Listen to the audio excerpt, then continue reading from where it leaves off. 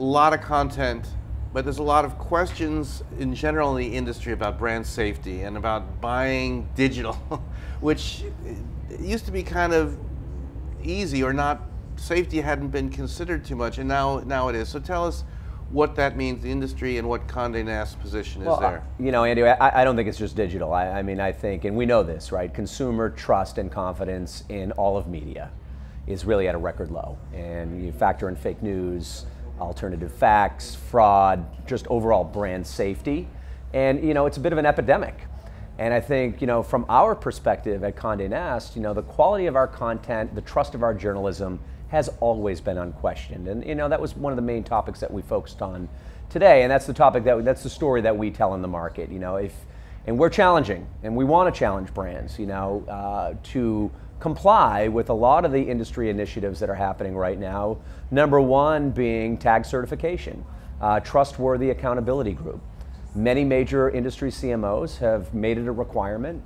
We have got ourselves certified. We're asking all of our distribution partners to get certified. And in essence, you know, we've all got to be supporters of the Coalition for Better Ads. And I think it's imperative for brands like Conde Nast to step up and speak on behalf of the industry and really make that call and challenge both marketers and agencies to follow. When you look at the numbers, and we showed some numbers this afternoon, just in terms of the sheer scale at which, you know, videos are being consumed, it's really the high quality videos that pack a lot of star power, a lot of high quality content, real relevance. You know, we're seeing numbers that rival not just television, but primetime television. And we showed a number of stats tonight with some of our series that launch, you know, doing numbers better than whether it be the NBA on ESPN, whether it be primetime shows on ABC or CBS. And so what that allows now is there's, you know, this real blurring of lines between dollars that could be allocated towards broadcast versus dollars allocated towards digital video. And I think, you know, the scale has now got there. Certainly from the Conde Nast perspective, the quality is there, and, you know, we're using the same writers, producers, directors that are producing Academy Award nominated content on behalf of the scripted movie series that we've been doing. And we're using that on behalf of brands to produce digital video. And, you know, I mean, we see a huge trend that's not going to continue. That's going to continue. You know, we don't see that slowing down.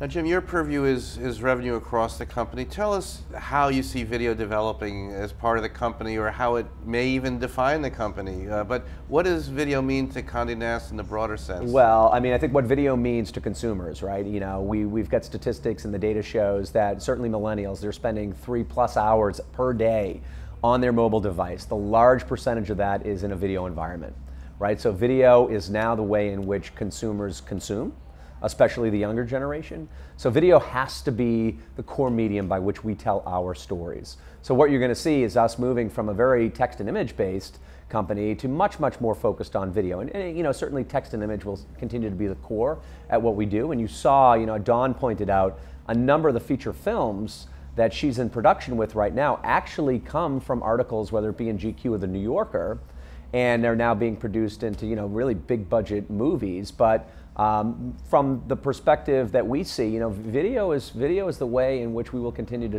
tell stories, and we're going to do it at a much higher rate than we're doing it today. Branded content, certainly not a new concept, right? And especially in digital, there's been a lot of chatter, especially around new front time, over the last several years about branded content development, of which we do a ton of, and it's award-winning branded content that we do through 23 Stories Experiential. The difference for us in the next gen for 23 Stories is really about how do you take that branded content and how do you bring it to life in an experience. Could be an ad experience, but how do you do it in a physical experience?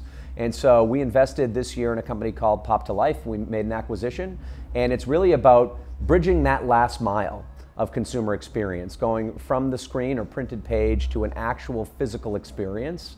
And we think that that's a huge opportunity for brands to bring their story to life. And it's an area that you're going to see us invest much more heavily in over the next several years.